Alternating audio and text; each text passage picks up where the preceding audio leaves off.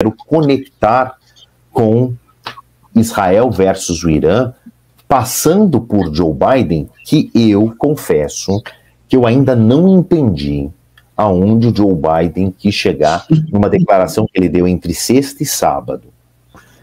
Que eu não sei, né? Tudo bem que ele está já, como nós analistas internacionais chamamos de pato manco, né? Desculpa pela expressão jocosa, tenho o maior respeito pela biografia do Joe Biden, 60 anos de vida pública no Congresso, presidência, vice-presidente. Ele sabe como funciona a máquina política, ele entende do micro e da macroeconomia. Agora, ele disse o seguinte, perguntado por repórteres que estavam esperando ali no que a gente chama da fila do gargarejo, né? Passa ali um político, alguém importante, você estende o microfone e fala qualquer coisa aqui, não estamos esperando uma declaração, presidente. Quando ele perguntado sobre a guerra, né, entre Israel e Irã especificamente, depois do ataque de Israel, e o que é muito, muito, muito provavelmente a resposta de Israel, e pela conexão entre Israel e Estados Unidos, a gente sabe que Israel informa os Estados Unidos os seus passos para, inclusive, pedir ajuda quando necessária, militarmente falando. O Joe Biden diz o seguinte, olha, nós americanos, nós Estados Unidos, não concordamos, não aprovamos e não apoiamos nenhum ataque a nenhuma instalação nuclear do Irã, porque isso pode causar um impacto, inclusive de resíduo tóxico que fica na atmosfera milhares de anos, ponto.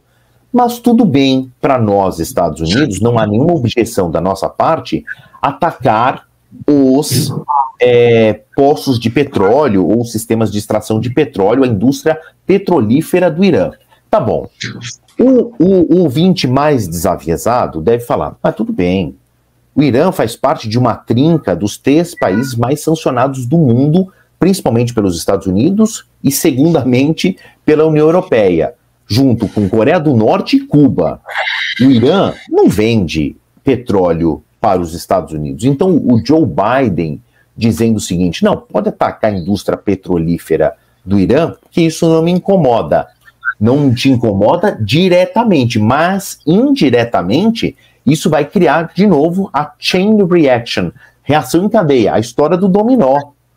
Porque a China, e vamos lembrar do nosso mundo muito globalizado, e a maior relação comercial da história da humanidade é entre Estados Unidos e China, né? Essa transação comercial, ela está na casa do $1 trilhão anualmente.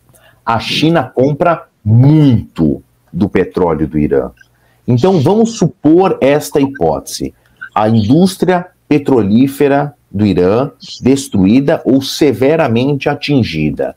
Eu não vejo, e ninguém vê, obviamente, a China falando, olha, perdemos um importante fornecedor nosso de petróleo, que é o Irã, então nós vamos desligar parte da nossa indústria, vamos diminuir o consumo, vamos adiar a nossa grande ambição de sermos a maior potência econômica do mundo ainda no século XXI. Não, a China não vai fazer isso. Se ela perde um fornecedor, que é o Irã, ela vai bater em outras portas, no Catar, na Arábia Saudita, que fornecem petróleo para os Estados Unidos e fornecem petróleo para muitas partes do mundo. Voltando à teoria básica da economia, vai mudar o eixo de oferta e procura do petróleo, que é uma commodity que todo mundo precisa. Vai ter um impacto enorme no preço do petróleo. Cabral lembrou aí da subida do... Cabral, o Joe Biden fala isso na sexta, repete no sábado, na sexta o petróleo sobe quase 6%, só por causa dessa frase do Joe Biden. Continua subindo pelo risco de acontecer aquilo que ele falou. Para nós, Estados Unidos, tudo bem. Se acontecer de fato, a gente vai ter um disparo, né, skyrocket, como dizem os americanos, de o preço do petróleo. E aí isso gera uma consequência mundial. O petróleo serve para tudo quando você fala de produção, de logística, de abastecimento. Então, o pãozinho que você vai comprar aí na sua padaria preferida no Rio de Janeiro, ou o comandante Farinazzo, o seu cafezinho que ele gosta de tomar ali na Paulista, vai ficar mais caro. Isso vai ter uma reação internacional. Agora, o Joe Biden falar isso, eu não sei onde ele quis chegar. Vocês têm uma mensagem subliminar, porque é o seguinte, a gente chama ele de pato manco, né? não é que ele está no final da presidência, não é que ele está no final do mandato. No caso dele, especificamente, ele está no final da vida pública. Depois ele vai se aposentar, né? Então, mas ele ainda é o presidente do grande hegemon do século XX, XXI. Então, qualquer citação que ele faça tem um efeito global. Onde que ele quis chegar dizendo, não, tudo bem por nós bombardearem as instalações petrolíferas do Irã, não tenho a menor ideia.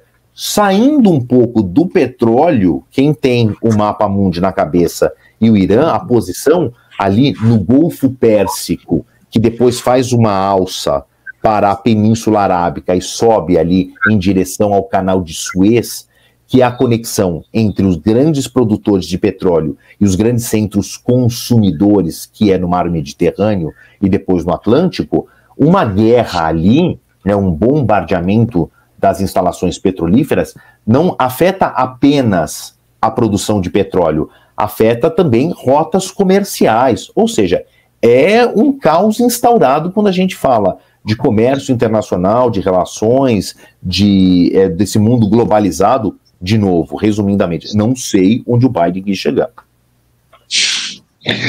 Meu amigo, agora vamos ver. Farina, hoje teve, o Ansarallah atacou 2 petroleiros.